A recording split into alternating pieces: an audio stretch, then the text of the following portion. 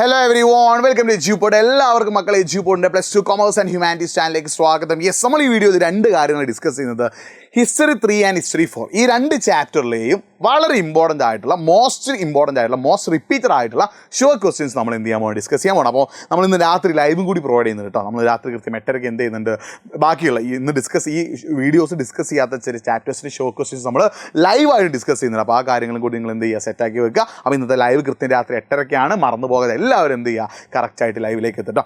Okay ആണല്ലോ? Yes. അപ്പോൾ ഇതിൽ ഒരുപാട് തവണ എക്സാമിന് ഒരു 4 മാർക്കിന് ചോദിച്ചൊരു ക്വസ്റ്റ്യൻ ആണ് എന്ത്, prepare a short note about on critical edition of മഹാഭാരതത്തിന്റെ വിമർശനാത്മക പതിപ്പിനെ കുറിച്ച് ഒരു ചെറിയ കുറിപ്പ് തയ്യാറാക്കാൻ. ഇത് ഒരുപാട് തവണ എക്സാമിന് എന്ത് ചെയ്യാറുണ്ട്, ചോദിക്കാറുണ്ട്. അപ്പോൾ ഇത് ശ്രദ്ധിക്കേണ്ട കാര്യം എന്താണ്, ഏത് ഇയറിലാണെന്നുള്ള ആദ്യം കാര്യം ഓർത്തുക. ഏത് ഇയറിലാണ്? 1919 എന്ത് ചെയ്തത് സ്കോളേഴ്സ്, പണ്ഡിതന്മാർ എന്തിനു ശ്രമിച്ചത്, ക്രിട്ടിക്കൽ എഡിഷൻ അല്ലെങ്കിൽ നിരൂപണ പതിപ്പ് തയ്യാറാക്കാൻ ശ്രമിച്ചത് അല്ലേ. അത് നേതൃത്വം കൊടുത്ത സംസ്കൃത പണ്ഡിതനായ ആരായിരുന്നു? വി എസ് സുക്തങ്കർ ആയിരുന്നു. ആ പേര് എന്ത് ചെയ്യുന്നത് നിങ്ങൾ ഓർത്തു വെക്കണം. ഇതിന് എന്താ ചെയ്യേണ്ടത്, അവരെന്ത് ചെയ്തു, ഒരു 12ഓളം വരുന്ന പണ്ഡിതന്മാരുടെ ഒരു സംഘത്തെ തയ്യാറാക്കി. വി എസ് സുക്തങ്കർ എന്ത് ചെയ്തു, തയ്യാറാക്കി. അതാണ് അദ്ദേഹം അടുത്ത് ചെയ്തത്. എന്നിട്ട് പിന്നെ ചെയ്ത കാര്യം എന്താ, the scholars collected Sanskrit manuscript of the text written in A variety scripts from different parts of the country. രാജ്യത്തിന്റെ വിവിധ ഭാഗത്ത് നിന്ന് എന്ത് ചെയ്യാണ്, മഹാഭാരതത്തിന്റെ വിവിധ പതിപ്പുകൾ ഇവർ എന്ത് ചെയ്തു, ശേഖരിച്ചു അല്ലെ. ഇതിന് എന്ത് ചെയ്യാണ് ഇവർ വാക്യങ്ങൾ, the terms of the scholar, the team of the scholars compare the versus of each manuscript അല്ലെ. ഓരോ മാനുസ്ക്രിപ്റ്റിലെയും ഓരോ ലിപിയിലെയും ഓരോ കൃതിയിലെയും വാക്യങ്ങൾ ഇവർ പരസ്പരം അങ്ങോട്ടും ഇങ്ങോട്ടും എന്ത് ചെയ്തു, കമ്പയർ ചെയ്തു. അങ്ങനെ അവസാനം ഇവർ എന്ത് ചെയ്യാണ്, ഇതിലൊക്കെ വരുന്ന വാക്യങ്ങൾ തിരഞ്ഞെടുത്തവരെ പ്രസിദ്ധീകരിച്ച ഏകദേശം എത്ര പേജ് ഉണ്ടായിരുന്നു, 13,000 പേജിൽ 13,000 പേജ്. അപ്പോൾ ഈ പോയിന്റുകളൊക്കെ അതിലേക്ക് ആഡ് ചെയ്യാൻ എന്ത് ചെയ്യരുത്, മറന്നു പോകരുത് കേട്ടോ. അപ്പോൾ ഏകദേശം 47 വർഷം കൊണ്ടാണ് എന്ത് ചെയ്തത്, വി എസ് സുക്തങ്കർ നേതൃത്വത്തിലുള്ള ഈ ഒരു team critical edition of Mahabharatam prepare ചെയ്തിട്ടുള്ളത് കേട്ടോ. അപ്പോൾ രണ്ട് കാര്യങ്ങളാണ് അവർക്ക് ഇതിൽ മനസ്സിലായത്. എന്താണ് ഇത്രയും കാര്യം അതിലേക്ക് ആഡ് ചെയ്യണേ. There were several common elements in the Sanskrit version of the story. The evident manuscripts found all over the subcontinent from Kashmir to Nepal and Kerala to Tamil Nadu in the south അല്ലേ. അതായത് എന്ത് ചെയ്യാണ്, കാശ്മീർ മുതൽ കേരളം വരെ, തമിഴ്നാട് മുതൽ ഗുജറാത്ത് വരെയുള്ള പല ഭാഗത്തു നിന്ന് നമുക്ക് എന്ത് ചെയ്യുന്നുണ്ട്, മഹാഭാരതത്തിൻ്റെ ഡിഫറെൻറ്റ് എഡിഷൻസ് കിട്ടിയിട്ടുണ്ട്. അപ്പോൾ ഇതിലൊക്കെ ചെറിയ മാറ്റങ്ങൾ ഉണ്ടെങ്കിൽ ഇതിൻ്റെ കോർ എലമെൻറ്റ്, മെയിൻ കണ്ടന്റ് എന്താണ്, സെയിം ആണെന്നുള്ളൊരു കാര്യം മനസ്സിലാക്കണം കേട്ടോ. അപ്പോൾ ഇത്രയും കാര്യങ്ങൾ എന്ത് ചെയ്യണം, നിങ്ങളോട് ക്രിട്ടിക്കൽ എഡിഷൻ ഓഫ് മഹാഭാരതത്തെക്കുറിച്ച് നിങ്ങളോട് ചോദിക്കുകയാണെങ്കിൽ ഇത്രയും കാര്യങ്ങൾ മക്കളെ നിർബന്ധമായിട്ട് നിങ്ങൾ എന്ത് ചെയ്യണം, എഴുതിയിരിക്കണം. അടുത്തൊരു ക്വസ്റ്റ്യൻ എന്താടാ, അടുത്തൊരു ക്വസ്റ്റ്യൻ കണ്ടോ, what is the hint we got about the lineage of the dynasty from the name Gautamiputra Satakarni എന്ന രാജവംശത്തിൻ്റെ വംശപരമ്പരയെ കുറിച്ച് നമുക്ക് ലഭിക്കുന്ന സൂചന എന്താണ്? അപ്പോൾ ശ്രദ്ധിക്കുക, ഈ ഒരു പേര് ഏത് രാജാക്കന്മാർ ഉപയോഗിച്ചത്, ശതവാഹനന്മാരാണ്. ശ്രദ്ധിക്കുക, ഇത്തരത്തിലുള്ള പേര്, അതായത് അമ്മയുടെ പേര് കൂടെ ചേർത്തിട്ടുള്ള അമ്മയുടെ ഗോത്രത്തിൻ്റെ പേര് കൂടെ ചേർത്തിട്ടുള്ളത് ഏത് രാജാക്കന്മാരാണ്? ശതവാഹന രാജാക്കന്മാർ കേട്ടോ. അപ്പോൾ ശ്രദ്ധിക്കുന്ന കാര്യം എന്താ വെച്ചാൽ, this are the name of several generation of Satavahana rulers. ആരാടാ? ശതവാഹന ഭരണാധികാരികൾ. അപ്പോൾ നമുക്ക് ആ പേരിൽ നമുക്ക് എന്താ മനസ്സിലാവുന്നത്, ശതവാഹന ഭരണാധികാരികളുടെ വിവിധ തലമുറകളുടെ പേര് നമുക്ക് എന്ത് ചെയ്യുന്നു, ഈ ഒരു പേരിലൂടെ നമുക്ക് എന്ത് ചെയ്യുന്നു, മനസ്സിലാവുന്നു. സോ രാജാന്നുണ്ടാവും, അതേപോലെ തന്നെ എന്തുണ്ടാവും, അതേപോലെ തന്നെ എന്താ, ഗോതമില. ഈ ഗോതമീപുത്ര എന്ന് പറഞ്ഞാൽ എന്താ, ഗോതമിയുടെ മകൻ, അതായത് അമ്മയുടെ പേരാണ് അല്ലെ, അമ്മയുടെ ഗോത്രത്തിന്റെ പേര് എന്ത് ചെയ്യാണ്, കൂടെ ചേർത്തിരുന്ന ആളുകളായിരുന്നു ആര്, ശതവാഹന രാജാക്കന്മാർ. അപ്പോൾ അതിൽ പല പേരുകളുണ്ടായിരുന്നു. ആരൊക്കെ? രാജ ഗോതമീപുത്ര, ശിരി ശതകാനിലെ, അതേപോലെ രാജ വസിഷ്ഠിപുത്ര, അങ്ങനെ എന്താണ് പലതരത്തിലുള്ള അമ്മയുടെ ഗോത്രത്തിന്റെ പേരുകൾ എന്ത് ചെയ്തിരുന്നു, ശതവാഹന രാജാക്കന്മാർ ഉപയോഗിച്ചിരുന്നു. അപ്പോൾ അതാണ് ഇതിന് എന്ത് ചെയ്യേണ്ടത്, ആൻസർ ആയിട്ട് എഴുതേണ്ടത്. അതായത് നമുക്ക് എന്താണ്, ശതവാഹന രാജാക്കന്മാർ അവരുടെ അമ്മയുടെ ഗോത്രത്തിന്റെ പേര് എന്ത് ചെയ്തിരുന്നു, സ്വന്തം പേരിനോട് കൂടെ ചേർത്തിരുന്നു. നമുക്ക് എന്ത് ചെയ്യുന്നു, ഈ ഒരു കാര്യത്തിലൂടെ മനസ്സിലാകുന്നു. അടുത്ത ക്വസ്റ്റ്യൻ എന്താണ് discuss the rules of marriage existent during the period of Mahabharat. 5 mark ചോദിച്ച ക്വസ്റ്റ്യൻ അല്ലെ. മഹാഭാരത കാലഘട്ടത്തിൽ നിലനിന്നിരുന്ന വിവാഹ നിയമങ്ങൾ ചർച്ച ചെയ്യുക അല്ലെ. അപ്പോൾ ശ്രദ്ധിക്കേണ്ട കാര്യം, അന്നത്തെ കാലത്ത് എന്തായിരുന്നു, യെസ്, വിവാഹ നിയമങ്ങൾ നമ്മൾ നോക്കുകയാണെങ്കിൽ ഒരു പാട്രിയാർക്കിക്കൽ സൊസൈറ്റി ആയിരുന്നു അല്ലെ. അന്ന് എന്തായിരുന്നു, ഒരു പുരുഷ കേന്ദ്രീകൃതമായ സമൂഹമായിരുന്നു എവിടെ ഉണ്ടായിരുന്നു, മഹാഭാരത കാലഘട്ടത്തിൽ അല്ലേ. അതിൽ പലതരത്തിലുള്ള മാരേജ് ഉണ്ടായിരുന്നു. അതായത് പിന്നെ എൻഡോഗമിയും എക്സോഗമിയും ഉണ്ടായിരുന്നു. എന്താണ് എൻഡോഗമി എന്ന് പറഞ്ഞാൽ, വിവാഹം അല്ലെങ്കിൽ ഗോത്രത്തിനുള്ളിൽ നിന്ന് തന്നെ വിവാഹം കഴിക്കാൻ നമ്മൾ എന്ത് വിളിക്കും, എൻഡോഗമി. ഗോത്രത്തിന് പുറത്ത് അല്ലെങ്കിൽ ജാതിക്ക് പുറത്താണ് നമ്മൾ എന്ത് വിളിക്കും, എക്സോഗമി എന്ന് വിളിക്കുന്നു. അപ്പം സ്ത്രീകൾ, the list of young girls and women of family has status were carefully regulated. It is ensured that they were married of at right time to right person അല്ലേ. ശരിയായ സമയത്ത് ശരിയായ ആൾക്കാരെ കൊണ്ട് കല്യാണം കഴിപ്പിക്കുക എന്നുള്ളത് എന്തായിരുന്നു, അന്നത്തെ കാലത്തെ ആളുകളുടെ ഒരു ആവശ്യമായിരുന്നു. അപ്പം എന്ത് ചെയ്യുന്നു, ഒരു കന്യാദാനം അല്ലെങ്കിൽ ഒരു സ്ത്രീധനം പോലുള്ള ഒരു പരിപാടി അന്ന് ഉണ്ടായിരുന്നില്ല. അതായത് എന്ത് ചെയ്യുന്നു, പെൺകുട്ടിയുടെ അച്ഛൻ എന്ത് ചെയ്യും, ആ കുട്ടിക്ക് വിവാഹ സമയത്ത് എന്ത് കൊടുത്തിരുന്നു, ഒരു കന്യാദാനം അല്ലെങ്കിൽ ഒരു സ്ത്രീധനം, ഒരു വിവാഹ സമ്മാനം എന്ത് ചെയ്തിരുന്നു, കൊടുത്തിരുന്നു. അപ്പോൾ ഇത്തരം നിയമങ്ങളെ കൊണ്ടുവന്നത് ആരാണ്, ഒരു അല്ലെ ആരായിരുന്നു മനുസ്മൃതിയിലൂടെ ബ്രാഹ്മണന്മാരാണ് ഇത്തരത്തിൽ നിയമങ്ങളൊക്കെ കൊണ്ടുവന്നത് കേട്ടോ. അപ്പോൾ എന്താണ് these codes of conduct were strictly followed by the Brahmanas in particular other general അല്ലേ പെരുമാറ്റച്ചട്ടങ്ങൾ ബ്രാഹ്മണർ എന്ത് ചെയ്തിരുന്നു പ്രത്യേകിച്ചും എന്ത് ചെയ്തിട്ടുണ്ട് കർശനമായി പാലിക്കേണ്ട നിയമങ്ങൾ ബ്രാഹ്മണന്മാരെ കൊണ്ടുവന്നിരുന്നു. അപ്പോൾ ഈ നിയമങ്ങളെ വിളിക്കുന്ന പേരാണ് ധർമ്മസൂത്ര അല്ലെങ്കിൽ ധർമ്മശാസ്ത്ര എന്ന് പറയുന്നത്. ഇതിൽ ഏറ്റവും പ്രധാനപ്പെട്ടത് എന്താണ് മനുസ്മൃതിയാണ്. അപ്പോൾ ഈ മനുസ്മൃതി പ്രകാരം എന്ത് ചെയ്യുന്നുണ്ട് 8 തരത്തിലുള്ള വിവാഹങ്ങൾ ശ്രദ്ധിക്കണം. ഈ മനുസ്മൃതി അല്ലെങ്കിൽ ധർമ്മശാസ്ത്രം അനുസരിച്ച് എന്തുണ്ട് 8 തരത്തിലുള്ള വിവാഹങ്ങളുണ്ട്. ഇത് ഓർത്ത് വെക്കണം. നിങ്ങളോട് മഹാഭാരത കാലഘട്ടത്തിലെ വിവാഹങ്ങളെ കുറിച്ച് ചോദിച്ചാൽ ഈ 8 തരത്തിലുള്ള വിവാഹങ്ങൾ എഴുതി വെക്കൽ വളരെ ഇമ്പോർട്ടൻ്റ് ആട്ടോ. അപ്പോൾ ശ്രദ്ധിക്കേണ്ട കാര്യം ഫസ്റ്റ് പറഞ്ഞ ഒരു ഇൻട്രൊഡക്ഷൻ പാർട്ടാണ്.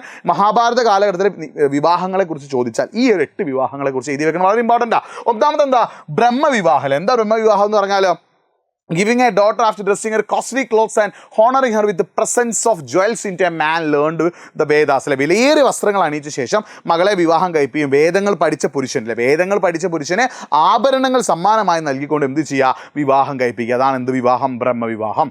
പ്രജാപതി വിവാഹം എന്ന് പറഞ്ഞാൽ എന്താ വധുവില അല്ലെങ്കിൽ സ്ത്രീധനം നൽകാതെ അല്ലെ പിതാവ് എന്ത് ചെയ്യുന്നു മകളെ സ്ത്രീധനം നൽകാതെ എന്ത് ചെയ്യുക വിവാഹം കഴിപ്പിക്കുക. ഓക്കെ ആണല്ലോ. പിന്നെ ആർഷവിവാഹം എന്ന് പറഞ്ഞാൽ എന്താ ഒരു ജോഡി പശുവിനെയും കാളയിലെ marriage to a groom after receiving a pair of bull and cow അല്ലെ അതായത് എന്ത് ചെയ്യുന്നു ഒരു ജോഡി കാളയും പശുവിനെയും സ്വീകരിച്ച ശേഷം പിതാവ് എന്ത് ചെയ്യുക ആ പെൺകുട്ടിയെ വിവാഹം കഴിപ്പിച്ച് കൊടുക്കുക. അടുത്ത ദൈവവിവാഹം എന്ന് പറഞ്ഞാൽ എന്താ the girl was offered to a priest ഗ്രൂമിലെ പെൺകുട്ടി എന്ത് ചെയ്യുന്നു പുരോഹിതനായ വരൻ എന്ത് ചെയ്യുന്നു വിവാഹം കഴിപ്പിക്കുന്നു. അസുര വിവാഹം എന്ന് പറഞ്ഞാൽ എന്താ യെസ് അതായത് എന്ത് ചെയ്യുന്നു bride groom receives a maiden after giving much wealth as he can to take kinsmen to the bride itself അല്ലെ ബന്ധുക്കൾക്കും വധുവിനും അതായത് കല്യാണം കഴിക്കാൻ പോകുന്ന ചെക്കൻ എന്ത് ചെയ്യാണ് ബന്ധുക്കൾക്കും വധുവിനും ആവശ്യത്തിലധികം പണം നൽകിക്കൊണ്ട് സമ്പത്ത് നൽകിക്കൊണ്ട് എന്ത് ചെയ്യും വിവാഹം കഴിക്കാം. ഗാന്ധർ വിവാഹം എന്ന് പറഞ്ഞാൽ അതൊരു കാമുകയും എന്ത് ചെയ്യുക വിവാഹം കഴിപ്പിക്കാൻ ഗാന്ധർ വിവാഹം. രക്ഷാവിവാഹം എന്ന് പറഞ്ഞാൽ എന്താ വധുവിനെ പിടികൂടിയിട്ടില്ലേ വധുവിനെ പിടികൂടിയിട്ട് ബലാത്കാരമായിട്ട് എന്ത് ചെയ്യുക വിവാഹം കഴിക്കുക. അടുത്ത എന്താ പൈശാചി വിവാഹം the man cheat the girl and thereby forced marry him ഒരു പെൺകുട്ടി എന്ത് ചെയ്യുന്നു പിന്നെ വഞ്ചിക്കുകയും അതുവഴി വിവാഹം കഴിക്കുകയും ചെയ്യും. അപ്പോൾ ഈ തരത്തിൽ വിവാഹങ്ങൾ എക്സാമിന് എന്ത് ചെയ്യാറുണ്ട് ചോദിക്കാറുണ്ട്. വളരെ ഇമ്പോർട്ടൻ്റ് ആണ് പഠിച്ച് വെക്കണം കേട്ടോ. അതേപോലെ തന്നെ എക്സാമിന് ചോദിക്കാൻ ചാൻസ് ഒരു ക്വസ്റ്റൻ ആണ് എന്ത് ധർമ്മശാസ്ത്രങ്ങളെ കുറിച്ച് കുറിപ്പ് ചെയ്താൽ. അപ്പോൾ ഈ ധർമ്മശാസ്ത്രങ്ങളെ കുറിച്ച് കുറിപ്പ് ചെയ്താൽ പറഞ്ഞാൽ എന്താ ധർമ്മശാസ്ത്ര ഇംപ്ലിമെന്റഡ് ബൈ ഹും ആരാ ബ്രാഹ്മണ സാധാരണ ഫസ്റ്റ് പോയിന്റ് ചെയ്യുന്നത് അല്ലേ ബ്രാഹ്മണന്മാർ കൊണ്ടുവന്ന ഒരു കോഡ് ഓഫ് കണ്ടക്ട് ഒരു പെരുമാറ്റച്ചട്ടമായിരുന്നു ഇത് ധർമ്മശാസ്ത്രം എന്ന് പറഞ്ഞാൽ. അപ്പോൾ അവയെ ധർമ്മസൂത്രം എന്നും ധർമ്മശാസ്ത്രം എന്നും എന്ത് ചെയ്യുന്നുണ്ട് സംസ്കൃത ഗ്രന്ഥങ്ങൾ പറയുന്നുണ്ട്. ഫ്രം BC 500 അല്ലേ അതായത് BC 500 മുതൽ എന്ത് ചെയ്യുന്നുണ്ട് ഇത് പാലിച്ചു പോരുന്നുണ്ട്. പിന്നെ ഏറ്റവും പ്രധാനപ്പെട്ടത് ഏതാണ് മനുസ്മൃതിയാണ്. അപ്പോൾ ഈ ബ്രാഹ്മണന്മാരാണ് ഇത് കൊണ്ടുവന്നത് എല്ലാവരും പാലിച്ചിട്ടുള്ള ഒരു കാര്യം നമുക്ക് എന്തില്ല ഉറപ്പില്ല. ഈ ഒരു കാര്യത്തിലേക്ക് എന്ത് ചെയ്യണം ആഡ് ചെയ്യണം. പിന്നെ എക്സാമിന് ചോദിക്കാൻ ചാൻസ് ഒന്നാണ് എൻഡോഗമി ആൻഡ് എക്സോഗമി. എന്താണ് എൻഡോഗമി എന്ന് പറഞ്ഞാൽ refers to marriage within a unit അല്ലെ ഒരു കുടുംബത്തിന് അല്ലെങ്കിൽ ഒരു ജാതിക്ക് അല്ലെങ്കിൽ ഒരു കുലത്തിനുള്ളിലുള്ള ആളുകളെ കൊണ്ട് എന്ത് ചെയ്യുക വിവാഹം കഴിപ്പിക്കുക. അതിനെ വിളിക്കുന്ന പേരാണ് എന്ത് എൻഡോഗമി. എക്സോഗമി എന്ന് പറഞ്ഞാൽ എന്താ ഔട്ട്സൈഡ് ദ കിൻ അല്ലെ ഗോത്രത്തിന് പുറത്ത് അല്ലെങ്കിൽ പിന്നെ എന്താ ജാതിക്ക് പുറത്ത് എന്ത് ചെയ്യും വിവാഹം കഴിപ്പിക്കുക. അതിന് വിളിക്കുന്ന പേരാണ് എന്ത് എക്സോഗമി. ഇത്രയും ക്വസ്റ്റ്യൻസ് ആണ് ഈ ചാപ്റ്ററിന് ഏറ്റവും റിപ്പീറ്റ് ചെയ്ത് ചോദിച്ചത്. അപ്പോൾ അതിൽ മഹാഭാരതത്തിന് ക്രിട്ടിക്കൽ എഡിഷൻ ഒരുപാട് തവണ എക്സാമിന് ചോദിച്ചിട്ടുണ്ട്. പഠിച്ചു വെക്കണേ മഹാഭാരതത്തിൻ്റെ ക്രിട്ടിക്കൽ എഡിഷൻ ഒരുപാട് തവണ എക്സാമിന് ചോദിച്ചിട്ടുണ്ട്. അതുപോലെ ഈ 8 ഫോംസ് ഓഫ് മാരേജ് 8 തരത്തിലുള്ള വിവാഹങ്ങളെ കുറിച്ച് എക്സാമിന് ചോദിക്കാറുണ്ട്. അതേപോലെ തന്നെ എന്ത് ഈ ശതവാഹന രാജാക്കന്മാർ ശ്രദ്ധിക്കണം എന്താണ് ശതവാഹന രാജാക്കന്മാർക്ക് എങ്ങനെയാണ് ഈ പേര് വന്നത് അതിൻ്റെ കാര്യം ഈ ഒരു പറഞ്ഞ ആൻസേഴ്സ് പോയിന്റ്സ് ആണ് നിങ്ങൾ എന്ത് ചെയ്യേണ്ടത് ആൻസർ ആയിട്ട് എഴുതേണ്ടത് കേട്ടോ. പിന്നെ നിങ്ങൾ ശ്രദ്ധിച്ചു വെക്കേണ്ട ഒരു കാര്യം എന്താണ് ധർമ്മശാസ്ത്രം അല്ലെങ്കിൽ എന്താണ് അതിനെക്കുറിച്ചൊരു എക്സാമിന് 2 മാർക്ക് ചോദിക്കും. അപ്പോൾ എന്താ ബ്രാഹ്മണർ അന്നത്തെ കാലത്ത് അപ്പർ ക്ലാസ് ആരായിരുന്നു ബ്രാഹ്മണാസ് ആയിരുന്നു അല്ലേ. ബ്രാഹ്മണാസ് എന്ത് ചെയ്യണം സൊസൈറ്റിയിലെ ആളുകൾ ഫോളോ ചെയ്യണമെന്ന് പറഞ്ഞു കൊണ്ടുവന്ന നിർബന്ധമായിട്ടും ഫോളോ ചെയ്യണമെന്ന് പറഞ്ഞു കൊണ്ടുവന്നൊരു കാര്യമായിരുന്നു ഇത് ധർമ്മശാസ്ത്രം എന്ന് പറഞ്ഞാൽ. ഇതിന് ധർമ്മസൂത്രം എന്ന് എന്ത് ചെയ്യുന്നുണ്ട് അറിയപ്പെടുന്നത്. ഏറ്റവും പ്രധാനപ്പെട്ടത് ആരാണ് മനുസ്മൃതിയാണ്. അപ്പോൾ എല്ലാവരോടും ഈ കാര്യങ്ങൾ ഫോളോ ചെയ്യാൻ ആര് പറഞ്ഞിരുന്നു ബ്രാഹ്മണർ പറഞ്ഞിട്ടുണ്ട്. അപ്പോൾ ഇത്രയുമാണ് 3rd ചാപ്റ്ററിൽ വളരെ ഇമ്പോർട്ടൻ്റ് ആയിട്ട് വരുന്നത്. ഈ ഒരു കാര്യം എന്ത് ചെയ്യാം ഓർത്ത് വെക്കുക. അടുത്ത 4th ചാപ്റ്ററിലേക്ക് വരികയാണെങ്കിൽ ഇതേപോലുള്ള മാച്ച് ദ ഫോളോയിങ് ചോദിക്കാറുണ്ട്. അപ്പോൾ നിങ്ങൾ ചെയ്യേണ്ട പരിപാടി ഈ വീഡിയോ ഒന്ന് പോസ്റ്റ് ചെയ്തിട്ട് ഇതിന് ആൻസർ ഒന്ന് കമൻറ്റ് ചെയ്തേ. എല്ലാവരും എന്ത് ചെയ്യാം വീഡിയോ ഒന്ന് പോസ്റ്റ് ചെയ്തിട്ട് ആൻസർ ഒന്ന് കമൻറ്റ് ചെയ്യാം. ഇതൊരു തവണ 4 മാർക്കിന് പബ്ലിക് എക്സാമിന് ചോദിച്ചാട്ടോ. ഇതൊന്ന് കമൻറ്റ് ചെയ്തേ. ഈ ഒരു വീഡിയോയുടെ ഈ ഒരു ക്വസ്റ്റിന് ആൻസർ എല്ലാവർക്കും അറിയാമോ നോക്കണം. ഒന്ന് കമൻറ്റ് ചെയ്തറാം. യെസ് വീഡിയോ ഒന്ന് പോസ്റ്റ് ചെയ്യുക. എല്ലാവരും ഒന്ന് കമൻറ്റ് ചെയ്യട്ടോ. ശ്രദ്ധിച്ചേ ഒന്ന് കമൻറ്റ് ചെയ്തോ. എല്ലാവരും ഒന്ന് കമൻറ്റ് ചെയ്യണം. വീഡിയോ ഒന്ന് പോസ്റ്റ് ചെയ്യുക. എല്ലാവരും എന്ത് ചെയ്യുക ഇതിൻ്റെ ആൻസർ ഒന്ന് കമൻറ്റ് ചെയ്യാം. ഓക്കെ. അപ്പോൾ സരുസ്ത്ര എന്ന് പറഞ്ഞ എഴുത്തുകാരനെ നമുക്കറിയില്ല. സരുസ്ത്ര എഴുത്തുകാരനാണ് ഇറാൻകാരനല്ലേ. സരുസ്ത്ര ആരാണ് ഇറാൻകാരനാണ്. കോങ്സി എഴുത്തുകാരനാണ് ചൈനക്കാരനാണ്. പ്ലേറ്റോ എഴുത്തുകാരനാണ് ഗ്രീസുകാരനാണ്. ബുദ്ധൻ എവിടെയാടാ ബുദ്ധൻ നമുക്കറിയാം എവിടെ ജനിച്ചത് ലുംബിനിയിലാണ്. ബുദ്ധൻ ജനിച്ച സ്ഥലമാണ് ലുംബിനി. മഹാവീരൻ ആരാണ് തീർത്ഥങ്കരനാണ്. അപ്പോൾ ഇതേപോലെ കറക്റ്റായിട്ട് എഴുതിയിട്ടുണ്ടെന്ന് ചെക്ക് ചെയ്യട്ടോ. അടുത്തൊരു ക്വസ്റ്റ്യൻ എന്താണ് explain the features of stupa and its relation with Buddhism. സ്തൂപങ്ങളുടെ സവിശേഷതകളും ബുദ്ധമതവുമായുള്ള ബന്ധം വിശദീകരിക്കാൻ 6 മാർക്കിന് എക്സാമിന് ചോദിച്ചൊരു ക്വസ്റ്റ്യനാണ്. അപ്പോൾ എന്താ ചെയ്യുന്നത്, സ്തൂപ എന്ന് പറഞ്ഞാൽ എന്താണ്? The Buddhist ideas and practices product process of dialogue with other tradition അല്ലേ. അതിലെന്താണ് ബുദ്ധിസം എന്താണ് ചെയ്യുക? ബുദ്ധിസം അന്നത്തെ കാലത്ത് ബുദ്ധമതം എമേർജ് ചെയ്ത് വന്നപ്പോൾ ബുദ്ധമതം എന്ത് ചെയ്യാണ് അന്നത്തെ കാലത്ത് എന്ത് ചെയ്യാണ് എമേർജ് ചെയ്ത് വന്നപ്പോൾ ശ്രീബുദ്ധനുമായിട്ട് ബന്ധപ്പെട്ട ചില പ്രത്യേക സ്ഥലങ്ങളുണ്ട്. ശ്രീബുദ്ധൻ ജനിച്ച സ്ഥലം ലുംബിനിയാണ് അല്ലേ. ശ്രീബുദ്ധൻ നിബ്ബന മരിച്ച സ്ഥലം, അതേപോലെ ശ്രീബുദ്ധൻ ആദ്യമായി പ്രസംഗിച്ച സ്ഥലം, പിന്നെ അതേപോലെ തന്നെ ശ്രീബുദ്ധന് ബോധ്ഗയ അല്ലെ, അതായത് ബോധോദയം കിട്ടിയ സ്ഥലം. അങ്ങനെ ഓരോരോ ശ്രീബുദ്ധനുമായിട്ട് ബന്ധപ്പെട്ട ഓരോ സ്ഥലങ്ങളുണ്ട്. അത്തരത്തിൽ ശ്രീബുദ്ധനുമായിട്ട് ബന്ധപ്പെട്ട സ്ഥലങ്ങളെ വിളിക്കുന്ന പേരാണെന്ത്? ചൈത്യാസ്. എന്താ വിളിക്കുക? ചൈത്യാസ് എന്ന് വിളിക്കുക. ശ്രദ്ധിക്കണം, ശ്രീബുദ്ധനുമായിട്ട് ബന്ധപ്പെട്ട വളരെ ഇമ്പോർട്ടൻ്റ് ആയിട്ടുള്ള പ്ലേസസിന് വിളിക്കുന്ന പേരാണെന്ത്? ചൈത്യാസ്. അപ്പോൾ അതിൽ ചൈത്യാസ് ഒരുപാടുണ്ട്. ലുംബിനി ഏതാണ്? ശ്രീബുദ്ധൻ ജനിച്ച സ്ഥലമാണ്. ബോധ്ഗയ എന്ന് പറഞ്ഞാൽ എന്താ? ശ്രീബുദ്ധന് ബോധോദയം കിട്ടിയ സ്ഥലമാണ്. ശാരാനാഥ് എന്താ? അദ്ദേഹം ആദ്യമായിട്ട് പ്രസംഗം നടത്തിയ സ്ഥലമാണ്. കുഷ്ണക നിബ്ബൻ അഥവാ അദ്ദേഹം മരണപ്പെട്ട സ്ഥലമാണ്. അങ്ങനെ ഇങ്ങനെ ഓരോ സ്ഥലങ്ങളിലും എന്ത് ചെയ്യാൻ തുടങ്ങി? പിൽക്കാലത്ത് ഈ സ്ഥലങ്ങളൊക്കെ എന്ത് ചെയ്യാൻ തുടങ്ങി?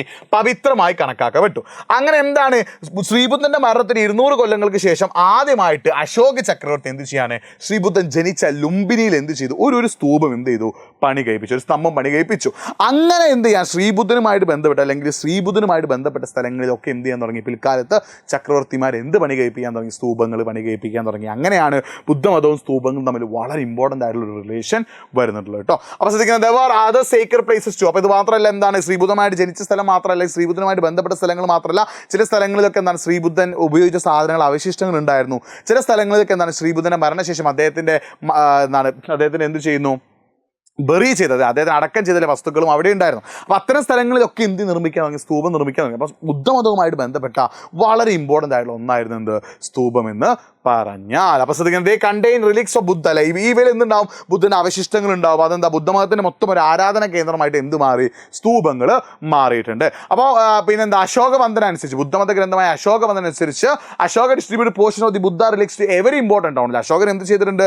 ബുദ്ധൻ്റെ അവശിഷ്ടങ്ങൾ എല്ലാ നഗരങ്ങളിലേക്കും അയച്ചിട്ടുണ്ട്. എന്ന് വെച്ചാൽ എന്താ? അശോകന്റെ കാലഘട്ടത്തിൽ ഇന്ത്യയിലെ പ്രധാനപ്പെട്ട നഗരങ്ങളിലെല്ലാം എന്തുണ്ടായിരുന്നു? സ്തൂപങ്ങൾ ഉണ്ടായിരുന്നു. അപ്പം BC 2-ാം നൂറ്റാണ്ടോട് കൂടിയാണ് എന്ത് ചെയ്തത്? സ്തൂപങ്ങൾ നിർമ്മിക്കപ്പെട്ടത്. അതിൽ എന്തൊക്കെയാണ്? സാഞ്ചി ആൻഡ് സാരാനാഥ്. ആ 2 സ്തൂപങ്ങൾ എന്താണ്? വളരെ ഇമ്പോർട്ടൻ്റ് ആണ്. ബുദ്ധമതവുമായിട്ട് ബന്ധപ്പെട്ട് വളരെ ഇമ്പോർട്ടൻ്റ് ആയിട്ടുള്ള ഒരു കാര്യമാണ് എന്ത്? സ്തൂപം എന്ന് പറഞ്ഞാൽ. ആ ഒരു കാര്യം പഠിച്ചു വെക്കണം. എക്സാമിന് എന്ത് ചെയ്യാറുണ്ട്?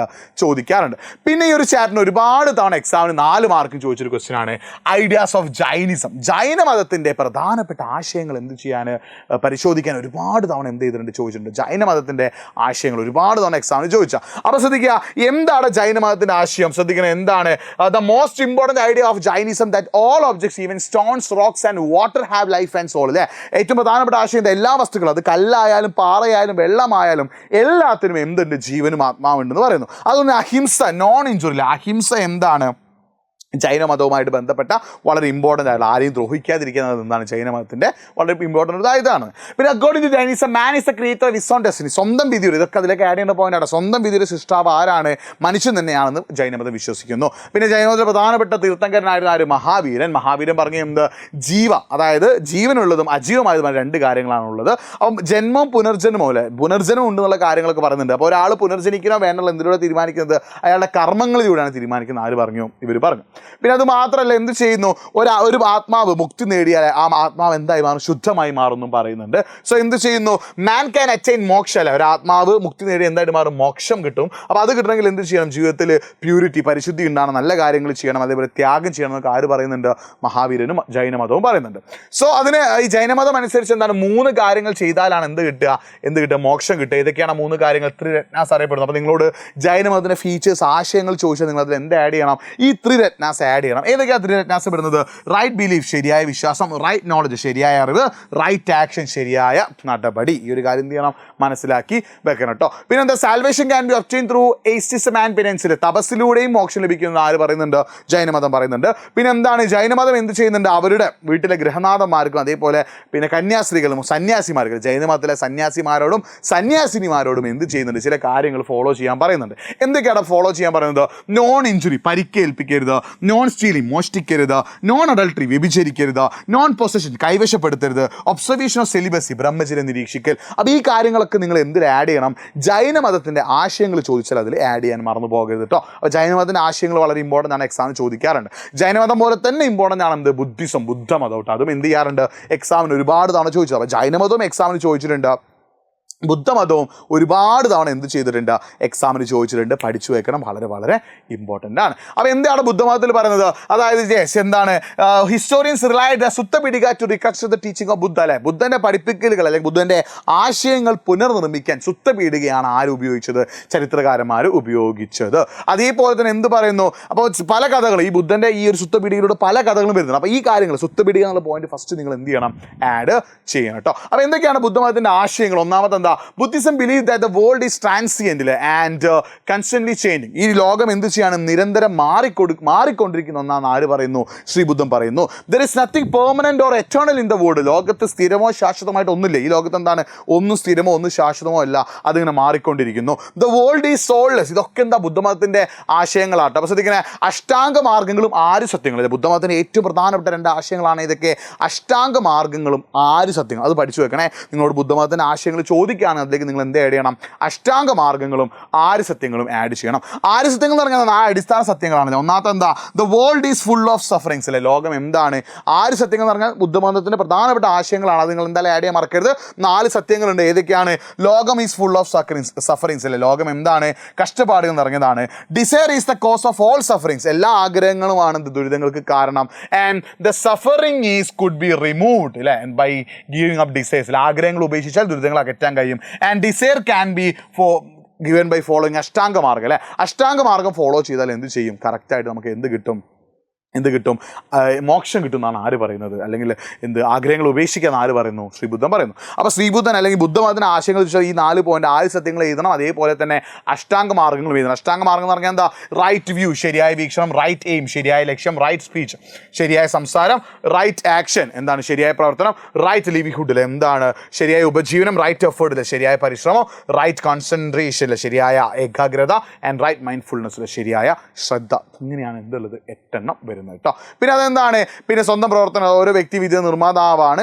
ബുദ്ധമതം എന്ത് ചെയ്യുന്നത്, എല്ലാവരും സഹായിക്കാനും എല്ലാവരോടും സ്നേഹിക്കാനും പറയുന്നുണ്ട്. അതായത് Buddha advise king to be humane and ethical അല്ലേ. ബുദ്ധൻ എന്ത് ചെയ്യാൻ രാജാക്കന്മാരെ ഒരു ഉപദേശിച്ചിട്ടുണ്ടല്ലോ. അതായത് ജനങ്ങളോട് നല്ല രീതിയിൽ സ്നേഹത്തോടെ പെരുമാറാനും ജനങ്ങളോട് എന്ത് ചെയ്യുക, നല്ലപോലെ പെരുമാറാനും ഒക്കെ എന്ത് ചെയ്യുന്നുണ്ട്, പറയുന്നുണ്ട് അല്ലേ. അപ്പോൾ എന്താ, ബുദ്ധമതത്തെ സംബന്ധിച്ച് നിർവ്വാണമാണ്. അത് ജീവിതത്തിൽ അത് ലക്ഷ്യം, ജീവിതത്തിൽ നമ്മൾ എന്ത് ചെയ്യുക, നല്ല കാര്യങ്ങൾ ചെയ്ത് നല്ലവരായിട്ട് മാറുക. അതാണ് എന്തുകൊണ്ട് ഉദ്ദേശിക്കുന്നത്, ശ്രീബുദ്ധൻ അദ്ദേഹത്തിന് ഇതുകൊണ്ട് ഉദ്ദേശിക്കുന്നത് കേട്ടോ. അപ്പോൾ അദ്ദേഹം എന്ത് പറയുന്നു, Buddhism reiterate that prayers and sacrifice will not and desires അല്ലേ, പ്രാർത്ഥനകളും ത്യാഗങ്ങളും ആഗ്രഹങ്ങളും അവസാനിപ്പിക്കില്ലെന്ന് ആര് പറയുന്നു, ബുദ്ധൻ പറഞ്ഞു. അപ്പോൾ അതുകൊണ്ട് തന്നെ ബുദ്ധൻ എന്ത് ചെയ്തു, ഒരു വ്യക്തിയുടെ ധാർമ്മിക ജീവിതത്തിന്, അതായത് ഒരു വ്യക്തി എങ്ങനെയാണ് മറ്റുള്ളവരോട് ഇടപെടേണ്ടത്, മറ്റുള്ളവരോട് എങ്ങനെയാണ് സംസാരിക്കേണ്ടത്, ആ കാര്യങ്ങളൊക്കെ ബുദ്ധൻ കറക്റ്റായിട്ട് എന്ത് ചെയ്തിട്ടുണ്ട്, അദ്ദേഹത്തിൻ്റെ അനുയായികൾക്ക് പറഞ്ഞു കൊടുത്തിട്ടുണ്ട്. അതുപോലെ തന്നെ ബുദ്ധിസം ലെയ്ഡ് ഓൺ അഹിംസ, അഹിംസയിൽ എന്ത് ചെയ്തിട്ടുണ്ട്, ബുദ്ധൻ കേന്ദ്രീകരിച്ച ഒരാളായിരുന്നു ആര്, ബുദ്ധൻ എന്ന് പറയുന്നത്. അപ്പോൾ ഇത്രയും പോയിന്റ് നിങ്ങൾ ഇതിലേക്ക് എന്ത് ചെയ്യണം, ആഡ് ചെയ്യണം കേട്ടോ. ബുദ്ധമതത്തിൻ്റെ എത്ര മാർക്കാണ് ചോദിച്ചത്, ഇവിടെ എത്ര മാർക്കാണ് ചോദിച്ചത്, അപ്പോൾ 6 മാർക്കാണ്. അപ്പോൾ ഈ ഒരു ഭാഗം, അതായത് ഈ ഒരു ഭാഗം ഡോക്ട്രിൻസ് ഓഫ് ബുദ്ധിസം ബുദ്ധമതത്തിൻ്റെ സിദ്ധാന്തങ്ങൾ എന്നുള്ള ഈ ഒരു ഭാഗം നിങ്ങൾ എന്ത് ചെയ്യണം,